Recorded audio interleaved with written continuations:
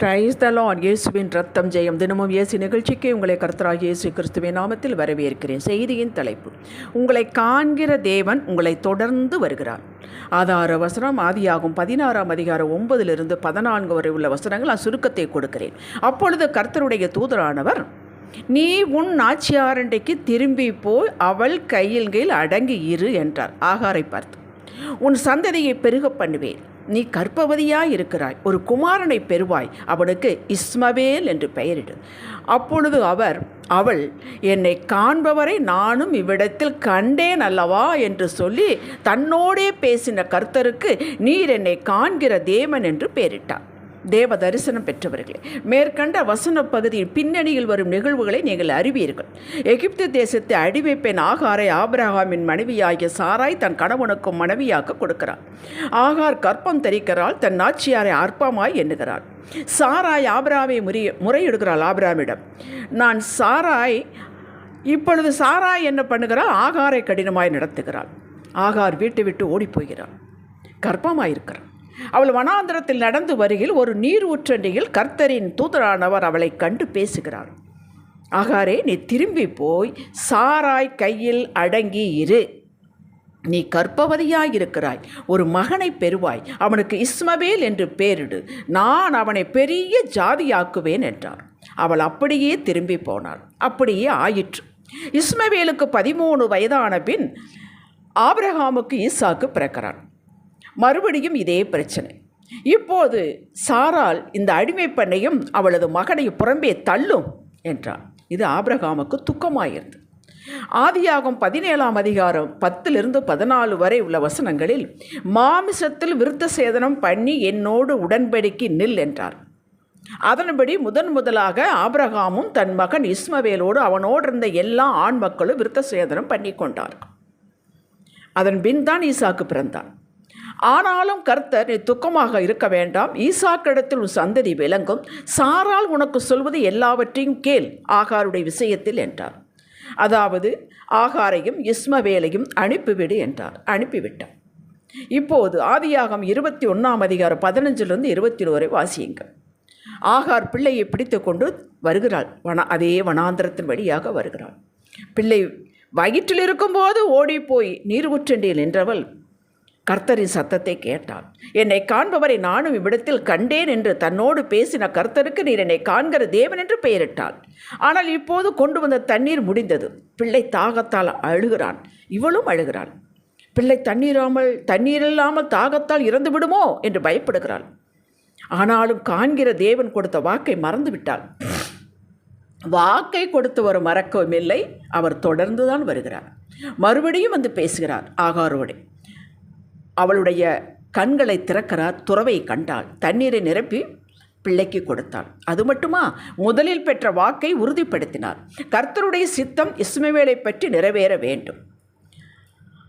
அதனால்தான் அவன்தான் முதலாக தகப்பனோடு விருத்த சேதன உடன்படிக்கை நுழைகிறான். அன்று ஆகார் முதலில் ஓடிப்போனது போது ஆதியாக 16ஆம் அதிகாரத்தில் சொன்னாலே, அப்படி ஓடிப்போயிருந்தால் என்ன நடந்திருக்குமோ தெரியாது.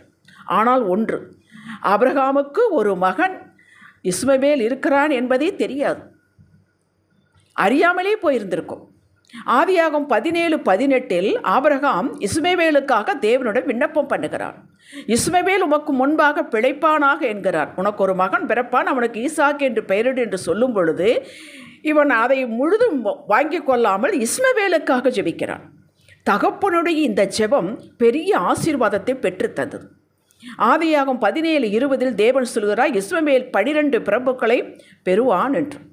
இன்று வரை உலகத்திற்கே எண்ணெய் சப்ளை செய்து கொண்டு சுகபோகமாய் வாழ்கிறார்கள். அவர்கள் பிரபுக்கள் தான்.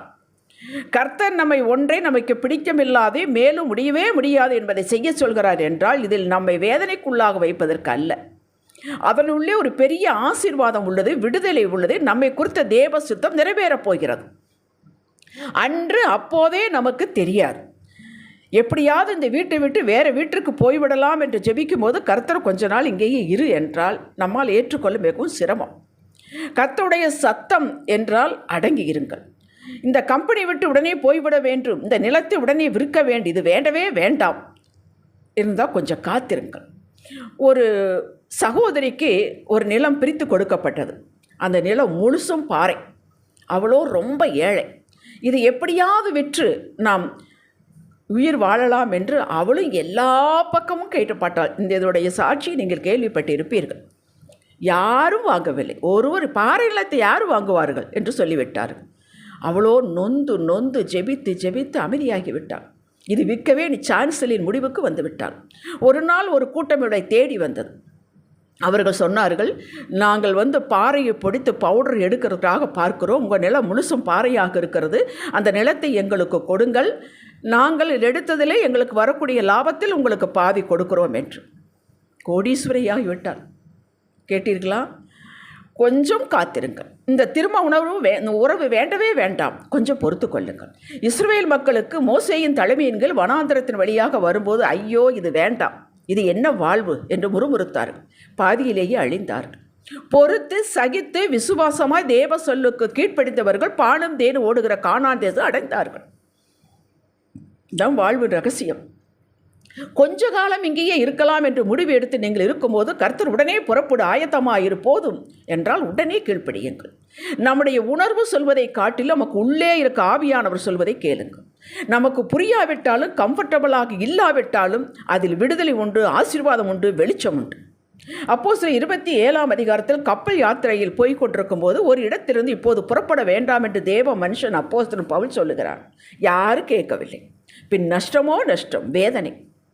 சரி, இது எப்படிங்க தெரிந்து கொள்வது, புரிந்து கொள்வது என்றால் சீட்டு போட்டு பார்க்கக்கூடாது. எப்போதும் போல தேவனை தேடுங்கள். இந்த காரியத்தை குறித்து ஜெபத்தில் வையுங்கள். என்னோடு பேசுங்கப்பா என்று கேளுங்கள். இதுதான் பதிலா, இதுதான் பதிலா என்று ஒவ்வொரு வசனத்தை எட்டி பார்க்கக்கூடாது.